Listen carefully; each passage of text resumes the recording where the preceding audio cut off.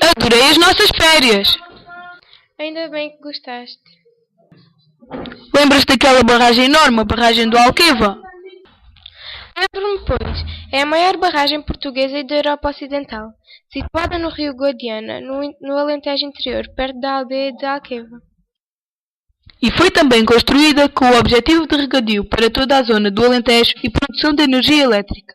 Exatamente.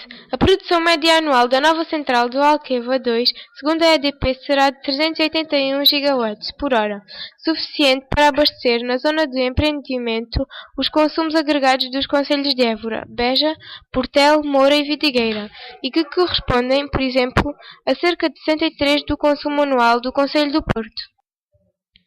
Então, e lembras-te quando fomos à Marleja e vimos aquele amontoado de painéis solares? Sim, eram campos e campos repletos de painéis solares. A central solar fotovoltaica de Marleja fica situada no concelho de Moura, do distrito de Beja, no sul de Portugal. A central produz cerca de 93 mil megawatts de energia por ano, o suficiente para abastecer 30 mil habitações.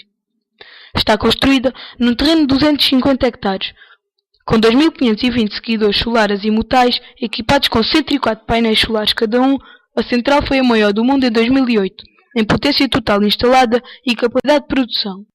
A melhor parte foi quando fomos à Espanha e fomos àquela central nuclear enorme. A mãe disse que aquela central produz cerca de 9% da energia que se produz em Espanha, o que é bastante. Fica situada no município de Almaraz e fica a 100 km de Portugal. Foi a quarta central nuclear construída em Espanha. Durante 2005, a unidade 1 gerou 7.823,32 milhões de kW e a unidade 2 gerou 5.536,66 milhões de kW. Ocupa uma área de 1.683 hectares. Também existem vários parques naturais espalhados pelo país, como por exemplo o da Ria Formosa.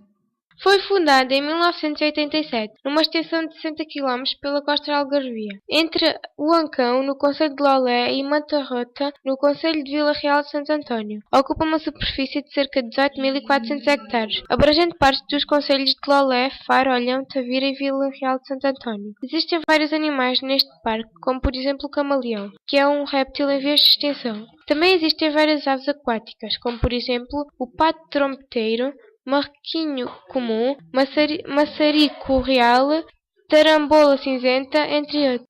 Depois passámos por Vila do Bispo e vimos um parque eólico. Pois, como estava muito vento, as pás dos aerogeradores estavam a girar a grande velocidade.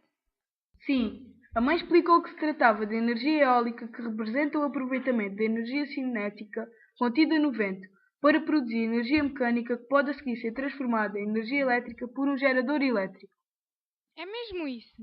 Hoje em dia a energia eólica é cada vez mais utilizada para produzir eletricidade. Por isso existem cada vez mais parques eólicos, constituídos por vários aerogeradores conectados à rede elétrica, como aquele que nós vimos. Em Sines também vimos uma central termoelétrica. A central termoelétrica de Sines é uma central convencional que utiliza como combustível o carvão fóssil importado. O abastecimento de carvão é feito a partir de cais mineraleiro do Porto de Sines, por tapete transportador coberto até ao parque de carvão, cuja capacidade de armazenagem é de 1,5 milhão de toneladas. A central está localizada na costa alentejana, cerca de 6 km a sudeste do Porto de Sines, e é a central de maior potência instalada no país, sendo a primeira a queimar carvão bituminoso importado. Muito bem, meninos. Vocês têm memória de elefante. Vejo que ainda não se esqueceram de nada do que eu vos ensinei. Esperamos que tenham aprendido com a família Ferreira.